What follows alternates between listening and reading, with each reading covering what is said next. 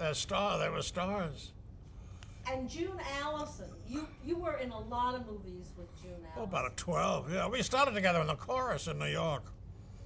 We used to do double date at the Automat, Horn and Hardart, Dutch treat. She's very much like you are, I think, because she's so up. And Who? June Allison and you made such a good team. Oh, yeah, yeah. Oh, up, yeah. Up. You were so Yeah. bright. Oh, sure, for the money we got. Well, I think what those kids get today, millions. And then walk out like John Travolta, whom I don't know, walked out in a picture with Polanski in Paris the other day.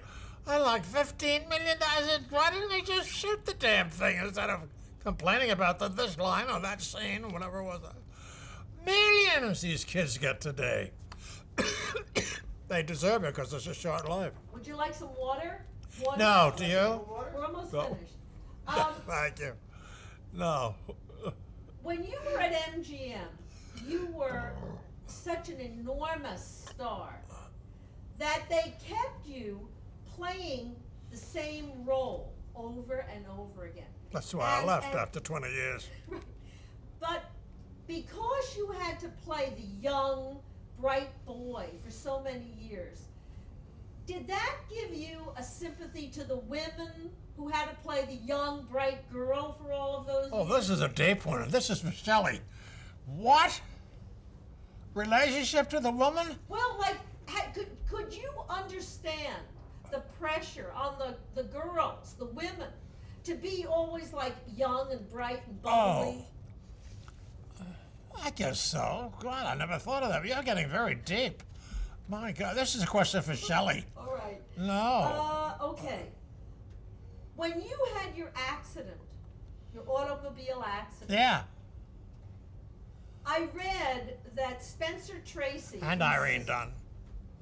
And Louis B. Mayer said, okay, as long as Spencer Tracy promises to be nice to Irene Dunn. Why didn't he get along with Irene Dunn? Aren't you evil? These are backstage. How did you know that? I think Spencer, whom I adored, I think Spencer really wanted Kate Hepburn in there. And she would have been wonderful because she's wonderful of everything. I'm a biggest fan. But I don't know. Spencer's not an easy man. I loved and adored him, but I knew enough when to keep out of his way. We used to exchange books because I read a book a day.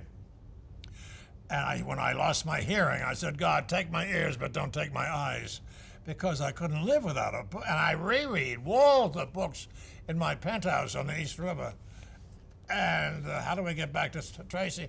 So I just think he was going through a bad time, his child and his marriage and his wife, whom he loved. And I just think he took it out on Irene. And Victor Fleming didn't help because he was on Spencer's side. He was a tough man. I loved him. Tough man. And I was the pussycat in between. Actually, well, all went over my head. I'm such a Shirley Temple type. And I never saw anything bad until it all came out later that Irene was having a bad time.